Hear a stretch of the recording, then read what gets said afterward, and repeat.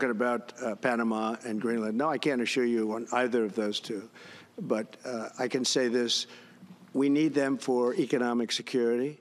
The Panama Canal was built for our military. I'm not going to commit to that now. It might be that you'll have to do.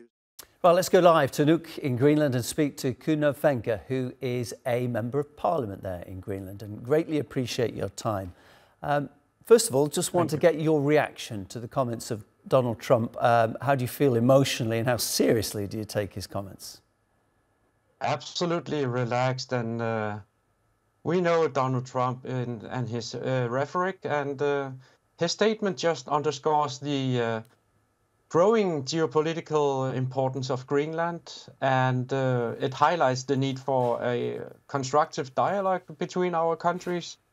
And I will not interpret his remarks as a threat of military force to Greenland or Denmark, but I'm interpreting it as if the Kingdom of Denmark cannot protect the Arctic and Greenland, and especially the North America, then they might have to intervene with the military equipment. That's how I interpret it. But in regards to buying Greenland, we are disagreeing in that.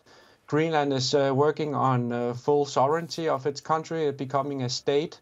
And right now, Denmark annexed us in 1953, and we want to get out of that annexation and become a sovereign state who are willing to work with the United States and Denmark for that sake. Kuno, you're taking it as a compliment. Do you think that's how it was intended, though? Do you think Donald Trump was trying to intimidate Greenland and get leverage over it?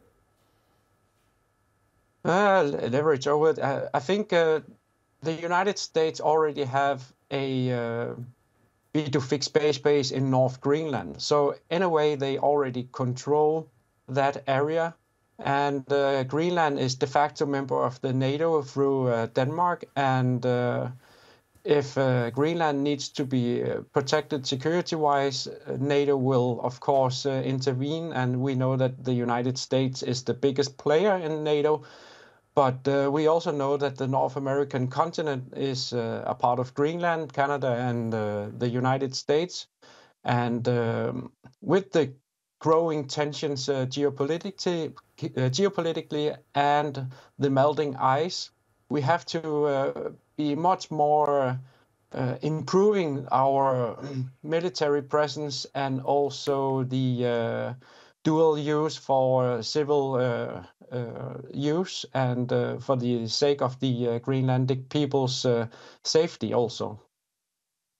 And just quickly about the natural resources that I'm reading about in Greenland, just how wealthy is the state in terms of uranium, oil, natural gas, and is that what Donald Trump's after?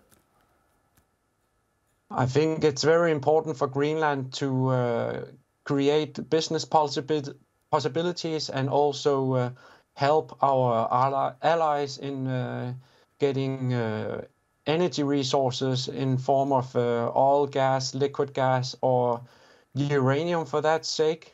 And if it's absolutely necessary for the security of the alliances in the Western world, we are absolutely willing to negotiate some business agreements. And we are also willing, we have built a new airport in Nuuk and building an airport in North Greenland and South Greenland. And we are moving out of the former military air bases of the US in Kangerlussuaq, Narsarsuaq, and maybe also Kutusuk in East Greenland.